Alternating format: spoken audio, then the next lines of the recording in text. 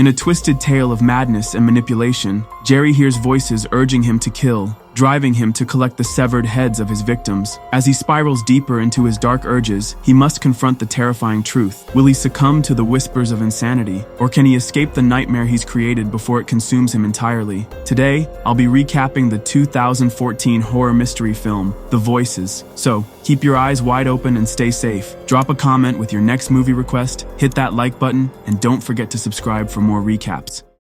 Jerry is just an ordinary guy. At least, that's how it seems. He works at Milton's shipping and delivery department, always keeping a cheerful smile, even when no one's looking. But behind that friendly grin is a lonely man, living in a tiny apartment above Mellow, a rundown, abandoned bowling alley. His only real company? His dog, Bosco, and his cat, Mr. Whiskers. But here's the thing, they talk to him. At work, things take a surprising turn when his manager praises his dedication and chooses him to help plan an employee picnic. Fiona, a lively and charming co-worker, jokingly suggests adding a conga line to the event. Jerry is more than happy to help, but deep down, he's more interested in Fiona herself. So, when the whole team gathers at a restaurant for preparations, Jerry sees his chance. He nervously asks Fiona out, inviting her to what he calls the best spectacle in the world. She doesn't know how to say no without hurting his feelings, so she awkwardly agrees. But while Jerry is hopeful, there's something lurking beneath his bright demeanor, something his therapist is deeply concerned about. She asks him about his medication, pressing him for answers, because without those pills, Jerry's world isn't just lonely, it's dangerous. Friday night feels like a dream. Jerry sits back, mesmerized, as a Chinese Elvis shakes the stage and a resurrected Bruce Lee comes to life before his eyes. Meanwhile, Fiona and the other girls belt out karaoke, their laughter filling the air. It's a perfect night, music, fun, and an unlimited Shishan buffet. But as Jerry steps away from the feast, he spots Fiona outside, stranded and unable to get home. So, he does what any good guy would do. He offers her a ride. And to Jerry, this isn't just any car ride. It's magic. From the glow of the dashboard to the way Fiona smiles under the flickering streetlights. In his mind, everything is golden. Fiona is an angel, and he is exactly where he's meant to be. But then, reality comes crashing in, literally. Deep in the forest, the car slams into a deer. Jerry stares in horror as the wounded animal writhes on the ground. But the worst part? His mind twists the moment. From silent agony to desperate cries, the deer is begging him to end its suffering. So, with shaking hands, Jerry does the unthinkable. He slits its throat. Fiona watches, frozen in terror. Then, she runs. Instinct takes over. She flees into the darkness, branches snapping beneath her feet. Jerry calls after her, his voice trembling, his heart pounding. He just wants to explain. He just wants to fix this. But as he reaches her, desperation takes hold, and in one fatal motion, he silences her forever. "Sorry," he whispers, his hands drenched in red. "Sorry, sorry." But the night doesn't answer back. Upon returning home, Jerry is torn between two voices, one of reason, the other of something much darker. Bosco, his loyal dog, urges him to do the right thing. "Go to the police," he says. "Confess. You're a good man who made a mistake." But Mr. Whiskers, his cunning cat, has a different take. "There's no shame in killing," he purrs, and if Jerry wants to stay free, he needs to clean up the mess. So,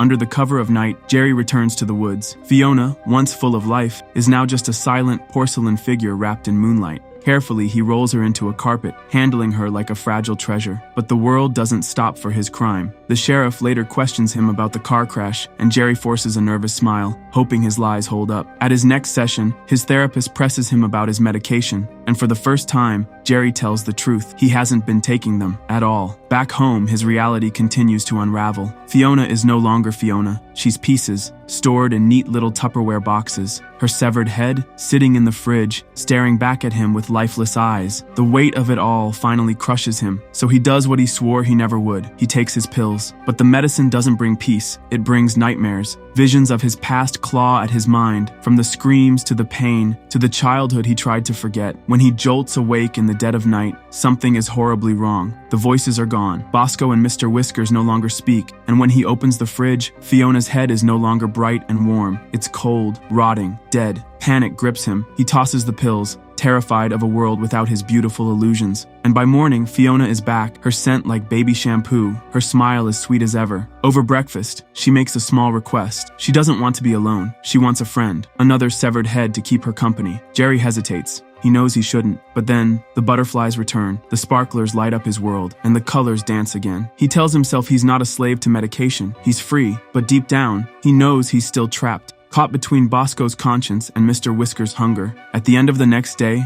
The clock strikes 5. Jerry feels a mix of excitement and nerves. It's time to invite Lisa, a colleague of Fiona's from accounting, out for a drink. He can't shake the feeling that there's something special about her. So, he takes her to his abandoned childhood home, hoping to impress her, but he can't escape the shadows of his past. Once inside, memories flood back. Jerry reveals the dark secret he's kept hidden for so long. His German mother, once loving, had confessed her insanity before the authorities took her away. In a moment of desperation, she tried to slit her own throat, begging Jerry to end her suffering. He breaks down in front of Lisa, his sobs echoing off the walls. But instead of fear, Lisa comforts him, wrapping him in a warm embrace. They return to her house, and that night, everything feels like a dream. Lisa floats on a cloud, and for the first time, Jerry feels free. But reality creeps back in when he returns home. The voices are louder now. Fiona and Mr. Whiskers pressure him to kill again, and Jerry feels trapped between his desires and their demands. Just when he's lost in his turmoil, Lisa arrives at his door, bringing cakes and a bright smile. But in a moment of panic, Jerry locks himself out. While he fumbles to get back in through the skylight, Lisa finds a way to force the door open. As she steps inside, her eyes widen in horror. She discovers the remnants of his dark life, the remains of bodies in Fiona's head on the living room table. In disbelief, she tries to convince Jerry they can forget all this and go back to normal. But as she turns to leave, panic floods Jerry.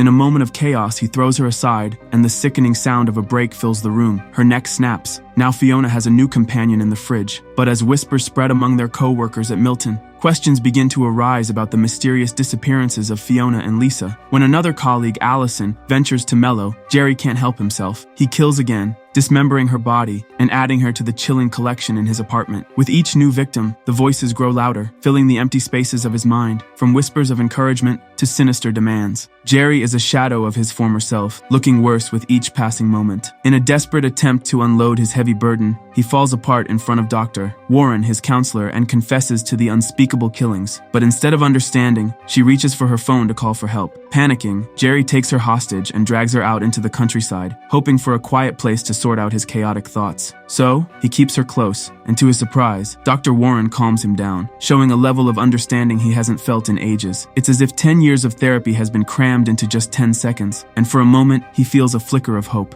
Meanwhile, John and another colleague stumble upon Allison's abandoned car behind Jerry's house. They break into it but quickly retreat, realizing something is horribly wrong. They call the police, urgency fueling their voices. When Jerry returns home, still holding Dr. Warren captive, he discovers the police have surrounded his house, ready to take action. In a moment of panic, he flees down into the basement, breaking a pipe as he goes. Dr. Warren is rushed to the hospital, but chaos erupts above ground. The broken pipe causes a gas leak, and within moments, a massive explosion shakes the earth, knocking back the police officers who are closing in on Jerry. Down in the bowling alley, the air thickens with smoke, and Jerry collapses, succumbing to smoke inhalation. His world fades away, leaving behind the chaos and darkness. Suddenly, he finds himself in a long, endless corridor, a white void stretching around him. Here, he meets his parents, and in a surprising twist, Fiona, Lisa, and Allison appear, alongside a radiant figure, Jesus. They all dance together, their laughter echoing through the emptiness. "Sing the happy song, sing the happy song," they chant, their voices harmonizing in joy. "Come on, clap your hands, sing the happy song." It's a moment of surreal bliss, a final escape from the horrors he left behind. So, which awesome movie should we recap next? Drop your suggestions in the comments below, and let's make it happen. Don't forget to smash that subscribe button so you never miss out on our movie recaps. We've got plenty more coming your way. Thanks for watching and see you next time. Produced by Warner Movie Recaps.